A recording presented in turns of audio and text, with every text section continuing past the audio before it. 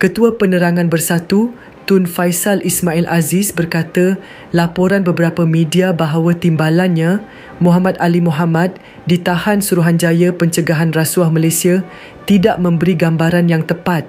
Ini kerana katanya dakwaan yang dibuat SPRM adalah berkaitan pemberian konsesi pada 2021 hingga 2023 ketika Muhammad Ali merupakan Ketua Bahagian UMNO dan timbalan yang di-Pertua Dewan Negara.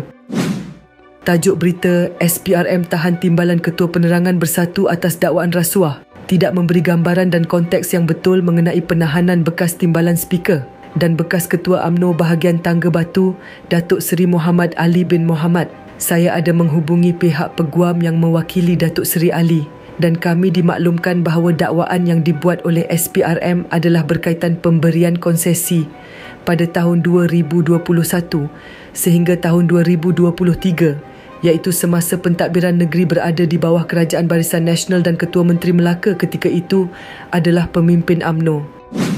Semasa itu, Datuk Seri Ali sendiri masih merupakan Ketua Bahagian UMNO dan timbalan yang di-Pertua Dewan Negara. Oleh sebab itu, tajuk yang lebih tepat adalah SPRM tahan bekas timbalan speaker atas dakwaan rasuah atau SPRM tahan bekas Ketua Bahagian UMNO atas dakwaan rasuah, katanya dalam satu kenyataan.